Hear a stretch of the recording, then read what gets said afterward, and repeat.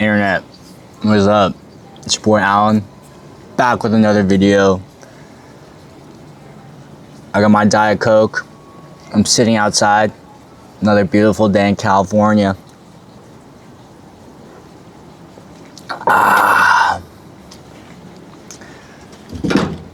never was really addicted to Diet Coke. I mean Coke Zero, until I started working at a certain company that had Cokes on deck. Now here I am, not sponsored. But in today's video, we're gonna be talking about how much I spent in Taiwan after spending a month there. To be exact, 38 days. And it's gonna break down the cost by housing, transportation, food, entertainment, and miscellaneous. Just want to give everybody a world view of how much it costs for me to spend traveling abroad for 1 month and basically living in the country. I had a lot of time because I got laid off from my job and I was like, fuck it, I'm going to Taiwan for a long time. So let's see how much that actually cost me. Category 1, housing, the real killer. This was a doozy.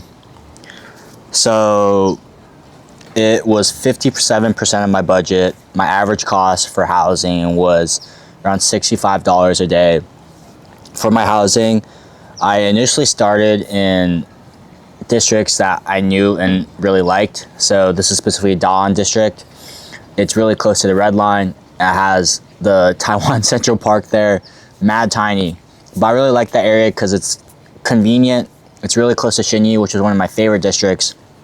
And then I like the convenience of it because of the line. But also, I didn't think there were that many good food options. There's a lot of good bars in Da'an, but I didn't think there were convenient places to eat besides like 7-Eleven. I stayed there and then I began to bounce around more.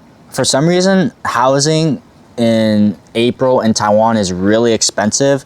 So that's why it made up such a large amount of my budget. And the reason I was able to get it down to like $65 a night was because I spent a week in a private room in a hostel. And mind you, the quality of hostel was not that good. It was like a 2-star. The bathrooms are kind of dirty. You can like hear people breathe through the walls, but at least I had a private room.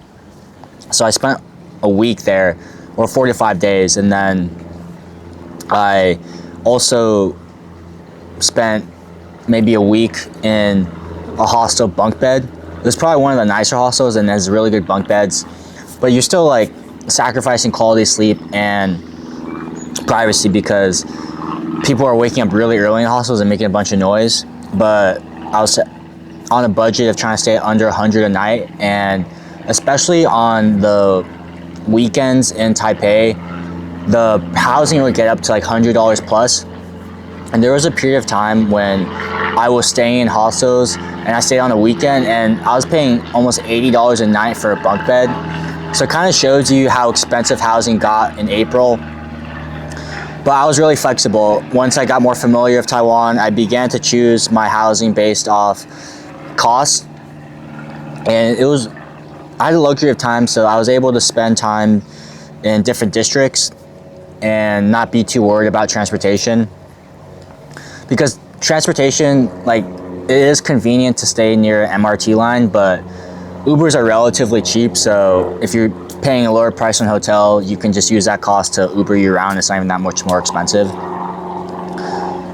But I also did some like weekend trips to Hualien and Taichung, and the hotel costs were significantly cheaper, around $60 a night, and it would be really nice spots too.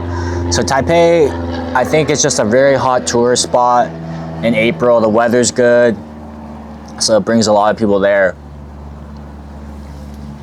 That's the only reason why I could think hotels got so expensive, especially on the weekends. And then when it got to May, the housing became more reasonable. It was around like 70, maybe 70 nights, $60 a night, depending on the day. I also did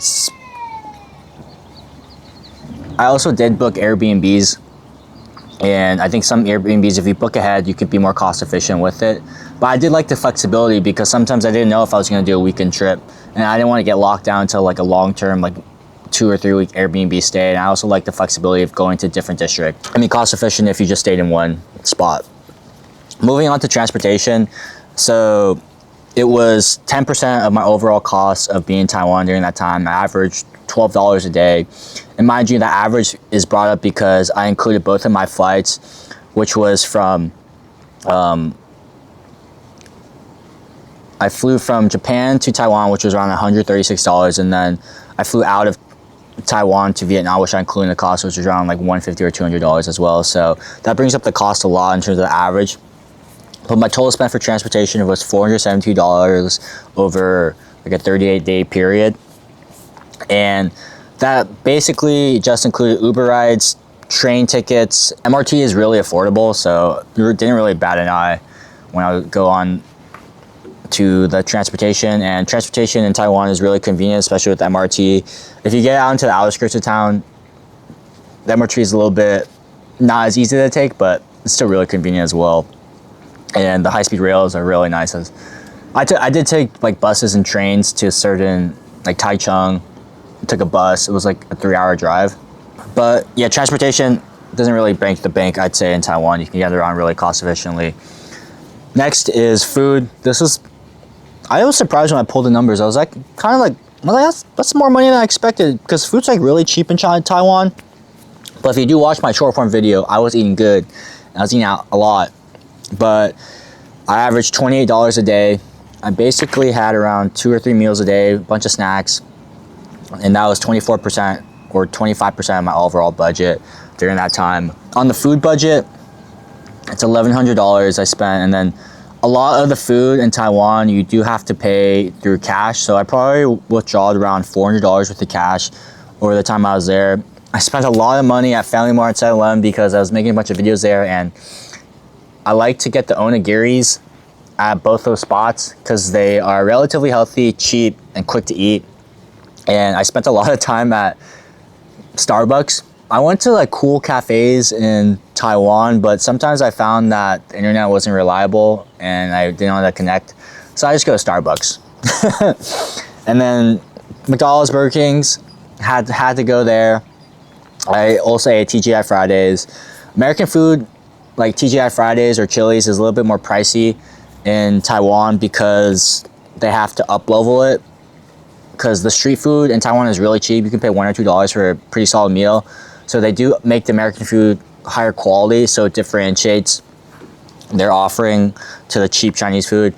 I ate a lot of Taiwanese breakfast. It's definitely one of my favorite things to get when I'm in Taiwan. But if you're going to Taiwan, make sure you just bring a bunch of cash so you can eat at the local spots. All the local food spots are really cheap. They do usually only accept cash, or prefer cash at least. And then I did like to go to Family Mart and 7-Eleven just because they have tap to pay. I didn't want to deal with cash sometimes. I'm like, this is so annoying, because when you're a foreigner and you're withdrawing cash, there's a fee. So you're paying money to get your own money. I'm like, this is so annoying. Next, moving on to entertainment. I only went out, so entertainment was only like $2.77 per day. And the grand total was 2.4% of my budget. Mainly my entertainment was, I went out to Barcode, this popular bar, super lit. If you're ever in Taiwan, you gotta go there. The music is pop, it's like mostly hip hop, but just go out in Shinyi area. I got some drinks, bought like a ticket to see a DJ. I think I saw Dub Vision.